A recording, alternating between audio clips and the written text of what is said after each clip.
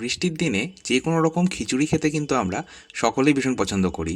সেটা দুপুরের লাঞ্চে হোক বা রাত্রের ডিনারে, আমরা খিচুড়ি খেতে কিন্তু বৃষ্টির দিনে বেশ পছন্দ করি। আজকে আমি আপনাদের সাথে মাংসের খিচুড়ির রেসিপি শেয়ার করছি। এর আগেও অবশ্য আমি চিকেন খিচুড়ির রেসিপি শেয়ার করেছিলাম, তবে সেটা প্রেসার কুকারে বানিয়েছিলাম। আজকে আমি খিচুড়িটা সম্পূর্ণটাই কড়াইয়ে বানাবো। আর চিকেন খিচুড়ি বানানোর জন্য এখানে আমি 700 গ্রাম পরিমাণ হাড় সহ মুরগির মাংস নিয়েছি। আর মাংসের টুকরোগুলো খুব বেশি বড় রাখিনি, ছোটোই রেখেছি যাতে রান্নাটা হতে কম সময় লাগে। আর মাংসের টুকরোগুলো আমি তো আগেই ধুয়ে জল ঝরিয়ে রেখেছিলাম। এখন একটা মাঝারি সাইজের পাতিলেবু টুকরো করে নিলাম, পাতিলেবুর রসটা সম্পূর্ণটাই দিয়ে দিলাম। পাতিলেবুর রস দিলে একটা সুন্দর যেমন টেস্ট হবে, তেমন কিন্তু মাংসের যে একটা আষ্টে গন্ধ থাকে সেটাও কিন্তু দূর হয়ে যাবে। এবার আমি কিছু গুঁড়ো মশলা এই মাংসের মধ্যেই দিয়ে নেবো। প্রথমেই দিলাম নুন 1 চা চামচ, আর দিচ্ছি সামান্য হলুদ গুঁড়ো, ওই 1.25 চা চামচ মতো দিয়েছি। আর দিলাম ঝাল লঙ্কার গুঁড়ো বা শুকনো লঙ্কার গুঁড়ো 1 চা চামচ। আপনারা এখানে চাইলে গোলমরিচের গুঁড়ো দিতে পারেন শুকনো লঙ্কার গুঁড়োর পরিবর্তে, আর রঙের জন্য কাশ্মীর লঙ্কার গুঁড়ো দিতে পারেন। আর দিয়ে দিচ্ছি ধনে গুঁড়ো আর জিরের গুঁড়ো। এখানে আমি 1/2 চা চামচ করে ধনে গুঁড়ো আর 1/2 চা চামচ জিরের গুঁড়ো ব্যবহার করলাম। আর এখানে কিন্তু আমি ভাজা ধনে গুঁড়ো আর ভাজা জিরের গুঁড়ো ব্যবহার করছি। মানে শুকনো তাওয়া বা কড়াইয়ে আমি শুকনো খোলায় ধনে আর জিরেটাকে আলাদা করে ভেজে নিয়েছিলাম, তারপর সেটা গুঁড়ো করে এয়ারটাইট কন্টেনারের মধ্যে রেখে দিই। সেটাই কিন্তু আমি রান্নায় ব্যবহার করি, এতে রান্নার স্বাদটা বেশি ভালো হয়। যাই হোক, এরপর আমি দুটো মাঝারি সাইজের আলু খোসা ছাড়িয়ে রেখেছিলাম, সেটাকে 4 টুকরো করে আমি ওই মাংসের মধ্যে দিয়েই ভালো মতো এবার সমস্তটা মাখিয়ে নিলাম।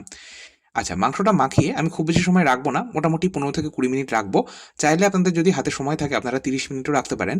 আচ্ছা, এবার আমি আদা রসুন কাঁচা লঙ্কা বেটে নেবো। একটা গ্রাইন্ডিং জারের মধ্যে নিয়ে নিলাম মোটামুটি 1 ইঞ্চ সাইজের একটা আদার টুকরো, যেটা খোসা ছাড়িয়ে কুচিয়ে রেখেছিলাম। আর নিয়ে নিলাম মোটামুটি 15 থেকে 16 কোয়া রসুন, আর বেশ কতগুলো কাঁচা লঙ্কা, মোটামুটি 7 থেকে 8টা কাঁচা লঙ্কা নিয়েছি। সেটাই আমি অল্প জল দিয়ে মিক্সার গ্রাইন্ডারে বেটে নিলাম।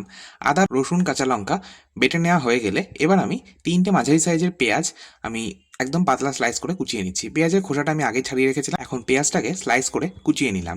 এবার দুটো মাঝারি সাইজের টমেটো নিয়েছি, টমেটোটাকেও আমি টুকরো করে নিচ্ছি। আর এই রান্নাতে কিন্তু রসুনের পরিমাণটা একটু বেশি ব্যবহার করতে হবে, যেহেতু এতে মাংস যাচ্ছে, মানে চিকেন যাচ্ছে। আবার এটা যেহেতু আমরা মুসুর ডালের খিচুড়ি বানাবো, সেই জন্য কিন্তু রসুনের পরিমাণটা একটু বেশি ব্যবহার করবো, এতে টেস্টটা ভালো হবে। এবার আমরা চলে যাচ্ছি গ্যাস ওভেনের কাছে। গ্যাস ওভেন অন করে নিয়েছি, কড়াই চাপিয়ে দিয়েছি। কড়াইয়ের মধ্যে প্রথমে দিয়ে দিলাম 1/4 কাপ পরিমাণে মুগ ডাল। মুগ ডালটাকে আমরা শুকনো খোলায় একটু ভেজে নেব। মুগ ডালটা যদি এইভাবে একটু ভেজে নেওয়া হয়, তারপর খিচুড়িটা বানানো হয়, তাহলে তার স্বাদ ভীষণ ভালো হয়। মুগ ডালটা আমি মিনিট 3-4 সময় ধরে ভেজে নিচ্ছি, আর গ্যাসের ফ্লেমটা মিডিয়ামে রেখেছিলাম। মুগ ডালটা বেশি একটু কড়া করেই ভাজলাম।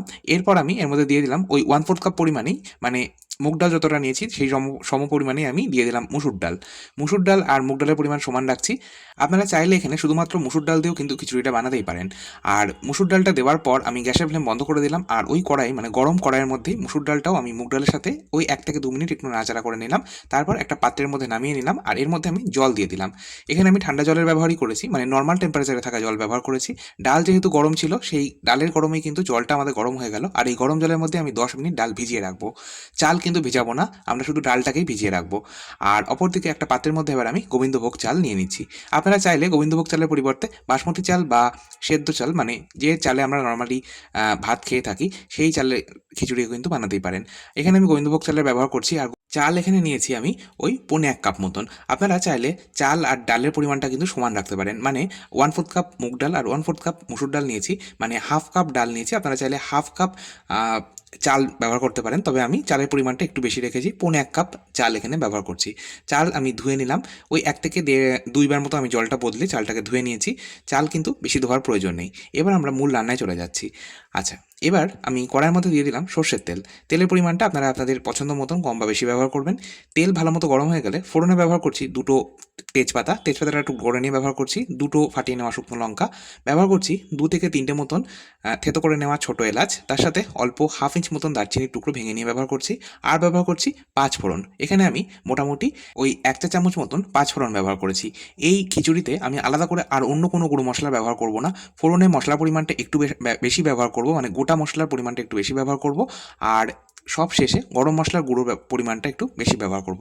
মাঝখানে ধনে গুঁড়ো জিরের গুঁড়ো এগুলো কিন্তু একেবারেই ব্যবহার করব না। ফোড়নটা একটু ভাজা ভাজা হলে আমি আগে থেকেই কুচিয়ে রাখা পেঁয়াজটা দিয়ে দিলাম। পেঁয়াজটাকে আমি অল্প চিনি দিয়ে ভেজে নেব, ওই মোটামুটি হাফ থেকে 1.5 চামচ মতন চিনি ব্যবহার করেছি। চিনি দিয়ে আমি পেঁয়াজটা ভাজবো, এতে রঙটা ভীষণ ভালো আসবে। পেঁয়াজটা আমি মোটামুটি 2 থেকে 2.5 মিনিট বা 3 মিনিট মতন আমি পেঁয়াজটাকে মিডিয়াম আঁচে ভেজে নেব। পেঁয়াজটা বেশ একটু লালচে করেই ভাজবো।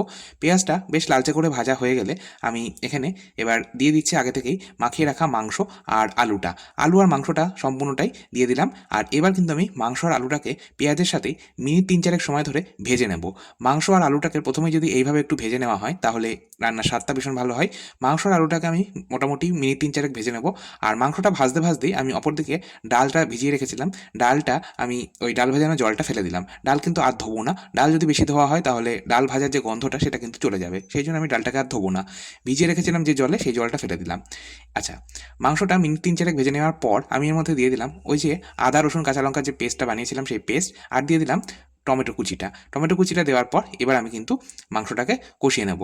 আচ্ছা, গ্রাইন্ডিং জারের মধ্যে সামান্য গরম জল দিয়ে আমি ধুয়ে নিয়ে মশলাটা দিয়ে দিলাম। এবার আমি মিনিট 4-5 সময় ধরে আমি মাংসটাকে কষিয়ে নেব। মাংসটা কষাতে কষাতেই দেখবেন মোটামুটি 50-60% কুক হয়ে গেছে। 50-60% কুক হয়ে যাওয়ার পর আমি মিনিট 5-7 মাংসটা কষিয়ে নেওয়ার পর, মানে মাংস আর আলুটাকে কষিয়ে নেওয়ার পর আমি দিয়ে দিলাম আগে থেকেই রেডি করে রাখা ডালটা। ডাল সম্পূর্ণটাই দিয়ে দিলাম। ডাল দেওয়ার পর আমি এবার ডালটাকেও কিন্তু মিনিট 2-3 একটু মাংসের সাথেই কষিয়ে নেব। ডাল যেহেতু সেদ্ধ হতে সময়টা একটু বেশি লাগে, সেই জন্য আমি ডালটা কিন্তু আগে দিলাম, দিয়ে মিনিট 2-3 আমি মশলার সাথে কষিয়ে নিলাম। তারপর আমি এর মধ্যে চাল অ্যাড করছি। চালটা এবার সম্পূর্ণটা দিয়ে নেওয়ার পর আমি এবার চাল, ডাল আর মাংস সমস্তটাই কিন্তু আরও মিনিট 2-3 সময় ধরে কষিয়ে নেব। গ্যাসের ফ্লেমটাকে কিন্তু মিডিয়াম হাই রেখেছি। যত ভালোই কষানো হবে তত কিন্তু রান্নার স্বাদটা ভালো হবে। খুব সুন্দরভাবে আমাদের এটা কষিয়ে নিতে হবে। গ্যাসের ফ্লেমটা মিডিয়াম হাই রেখেছি। আর এই চাল, ডাল, মাংস সম্পূর্ণটাই আমি কিন্তু মোটামুটি 7 থেকে 8 মিনিট সময় ধরে কষিয়েছি। গ্যাসের ফ্লেমটা মিডিয়াম হাই ছিল। আচ্ছা, সমস্তটা আমাদের কষিয়ে নেওয়া হয়ে গেছে। এবার আমি সামান্য একটু হলুদ গুঁড়ো অ্যাড করছি। যেহেতু রঙটা বেশি একটু ফ্যাকাশে লাগছে, সেই জন্য আমি সামান্য একটু হলুদ গুঁড়ো দিলাম। আর সামান্য একটু কাশ্মীরি লঙ্কার গুঁড়ো দিয়ে দিচ্ছি। কাশ্মীরি লঙ্কার গুঁড়ো দিলে রঙটা ভীষণ ভালো আসে, সেই জন্য দেওয়া। এতে কিন্তু ঝাল হবে না। যদি আপনারা চান সেক্ষেত্রে ঝাল লঙ্কার গুঁড়ো দিতে পারেন, তবে মাংসের মধ্যেই আমি পর্যাপ্ত পরিমাণ ঝাল লঙ্কার গুঁড়ো বা শুকনো লঙ্কার গুঁড়ো দিয়েছিলাম, সেই জন্য আমি এই সময় কিন্তু আর শুকনো লঙ্কার গুঁড়োটা দিচ্ছি না। আচ্ছা, এবার আমি দিয়ে দিচ্ছি জল। আর আমি একটা হাঁড়ির মধ্যে অপর গ্যাস বার্নারে জল গরম হতে বসিয়ে দিয়েছিলাম। এখানে অবশ্যই গরম জল ব্যবহার করতে হবে। গরম জল ব্যবহার করলে রান্নার স্বাদটা ভালো হয়, এটা আমার মনে হয়, সেই জন্য আমি সবসময় গরম জল রান্নায় ব্যবহার করে থাকি। জলের পরিমাণটা এখানে আমি ব্যবহার করলাম মোটামুটি ওই 2.5 থেকে 3 কাপ মতন। আপনারা খিচুড়িটা যতটা পাতলা রাখতে পছন্দ করবেন বা যতটা ঘন রাখতে পছন্দ করবেন, সেই মতো কিন্তু গরম জলের ব্যবহার করতে হবে। যেহেতু এতটা পরিমাণ আবার জল গেল, সেই জন্য আমি সামান্য নুন এর মধ্যে অ্যাড করে দিলাম, ওই মোটামুটি হাফ টিস্পুন মতন। আপনারা নিজেদের স্বাদ মতো নুনটা ব্যবহার করবেন। নুন দেওয়ার পর এবার আমি সমস্তটাকে হালকা হাতে একবার মিশিয়ে নিলাম। দেখুন আমাদের যে জলটা ব্যবহার করলাম, জলে একটা ফুট চলে এসেছে।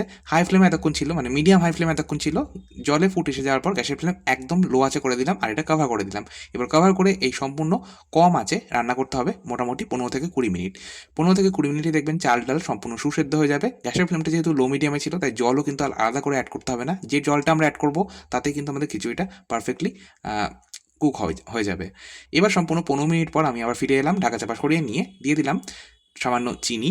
চিনিটা দিলে টেস্টটা ব্যালেন্স হয়, সেই জন্য দেওয়া। যদি আপনাদের দিতে একান্তই অপছন্দ হয় সেক্ষেত্রে বাদ দিতে পারেন, তবে আমার মনে হয় সামান্য একটু চিনি দিলে টেস্টটা বেশ খুলবে। যাই হোক, সব শেষে দিয়ে দিলাম গরম মশলার গুঁড়ো।